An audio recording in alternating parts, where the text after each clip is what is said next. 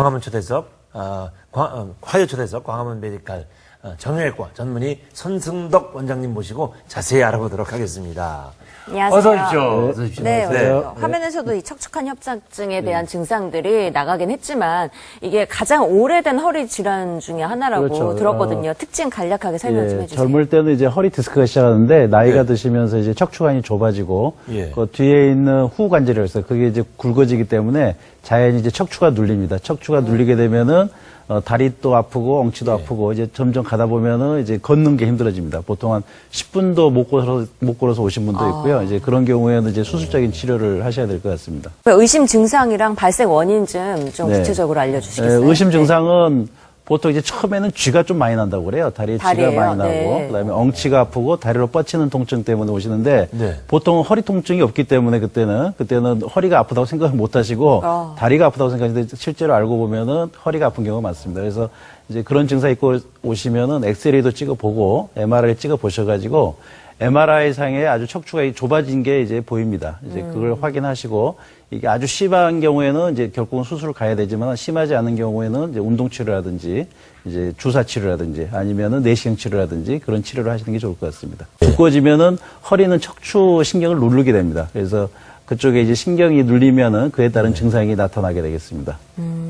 일단 뭐 척추관 협착증 의심이 된다 하면은 사진을 찍어보고 치료를 진행해야 된다 말씀을 하셨잖아요. 일단은 네. 그 MRI를 찍어서 확인하는 게 가장 우선순위가 되겠습니다. 그래서 뭐 정도에 따라서 시술이냐 수술이냐로 나눠지는 그렇죠. 건가요? 이제 크게 네. 비수술과 수술요법으로 나누게 되는데 네. 보통 외래 오시는 분들의 한 80% 정도는 비수술로 많은 효과를 보고 있습니다.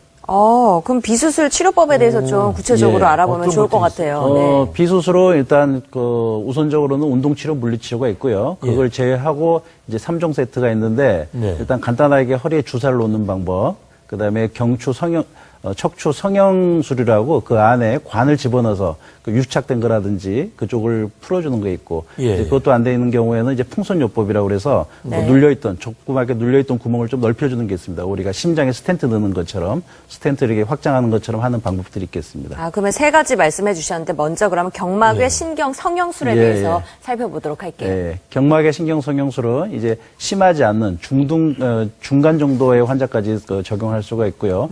주로 이제 저희가 꼬리뼈를 통해서 넣습니다. 꼬리뼈에 이제 그 구멍이 있기 때문에 그쪽을 통해서 2mm 관을 집어넣어서 그쪽 유착을 풀고 필요하면은 약물을 줘서 그 증상을 없애주는 그러한 방법이 되겠습니다. 그럼 주의할 점은 없나요? 이 수술 같은 경우에는? 보통 이제 이거는 아주 간단한 수술이기 때문에 그렇게 주의할 건 없지만은 이제 아주 심한 경우, 아주 심하게 유착된 경우는 아무래도 효과가 없기 때문에 이제 그런 경우에는 MRI를 판독을 해서 일단 그 시술을 넘어서서 다른 시술을 해야 될 것 같습니다. 네. 그럼 그게 지금 경막 외 신경 성형술. 그럼 또 다른 비수술 방법도 어떤 것들이? 풍선 확장술 아까 이제 말씀하셨잖아요. 그런 풍선 확장술은 조금 이제 틀리긴 틀리는데 그건 이제 밖으로 나가는 그 신경들이 눌리는 구멍이 있습니다. 그쪽 구멍은 어느 정도 우리가 그 풍선으로 확장을 시키면은 그 약이 잘 통과해서 그쪽에 있는 눌려 있는 신경들을 좀 회복하는 기능이 있기 때문에 이제 단순한 성형술로 안 되는 경우에는 풍선 확장술도 필요할 수가 있겠습니다.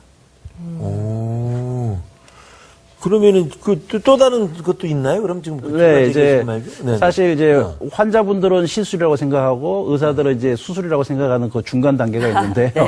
이제 어떻게 보면 이제 국소마취만 하고 간단하기 때문에 환자분들은 시술이라고 생각하고 의사들은 상당히 그 눌려 있는 거를 완전히 제거할 수 있기 때문에 또 수술이라고 생각하는데 이제 내시경 수술이라고 있습니다. 요새 많이 이제 발전된 수술인데요. 옛날에는 기구가 좀 부족해서 안 됐지만은 요새는 기구가 많이 좋아져가지고 그 내시경으로 국소 마취 하에 눌려 있는 신경을 풀어주는 겁니다. 뼈도 잘라내고 안에 있는 인대 같은 것도 잘라내서 신경이 눌려 있는 거를 없애주는 시술이면서 수술인 게 있습니다. 90%가요? 네, 그러면 다른 이제 10에서 20% 정도의 분들은 너무 심해서 수술을 받아야 된다는 말씀이시죠? 이제 그런 분들은 이제 수술로 가야죠. 이제 아주 심해진 경우에. 어떻게 진행하는지 좀 말씀 부탁드릴게요. 이제 수술은 보통 이제 아주 간단한 거는 이제 미세 현미경으로 열고, 그러니까 내시경 수술로 안 되는 경우에는 이제 뒤에서 수술을 해야 되는 경우가 있어요. 척추 미세 현미경을 보면서 버하고 우리가 갈아내는 기구가 있습니다. 그런 기구로 하는 간단하게 하는 방법이 있고요. 예, 예. 이제 그것까지도 지나가지고 모든 디스크가 가라앉아서 도저히 뭐 내시경으로도 안 되고 간단한 수술로도 안 되는 경우에는 예. 그 옆에서 이제 들어가서 디스크를 다 올려주고요. 예, 뒤에서 이제 신경 다 풀어주면은 상당히 좋은 결과를 얻을 수가 있겠습니다. 그럼 그 정도면은 입원을 어느 정도 하는 거예요, 그러면? 가장 큰 수술을 해도 보통 한 5일에서 6일 정도면은 네. 회복이 됩니다. 보통 한 3, 4일 정도면 걸어 다니시니까요. 보통 일주일을 안 넘기는 것 같습니다. 근데 원장님 말씀을 이렇게 듣다 보니까요. 시술이든 수술이든 굉장히 예. 너무 간단하게 말씀을 하셔서 네. 받은 다음에 그래도 네. 좀 정상적인 활동을 하는데 아니, 부담이 그러니까. 없겠다 이런 생각도 예. 들긴 하거든요. 그렇죠. 간단한 거 같으면 한 달 정도면 정상 생활이 가능하시고요. 예, 예. 큰 수술 같은 경우에는 그래도 이제 뼈가 또 붙어야 되기 때문에 한 3개월 정도는 좀 조심은 하셔야 됩니다. 그럼 환자들이 이건 입원해가지고 수술해야 됩니다. 아니면 시술로 해줘요. 이런 환자들도 있나요? 무서워서? 예, 그런 분들도 있습니다. 그래서 이제 그런 분들은 네. 일단은 좀 힘들긴 하지만은 예, 예. 시술을 먼저 해보시고 아. 이걸로 효과를 얻으시면 더 이상 할 필요가 없고요.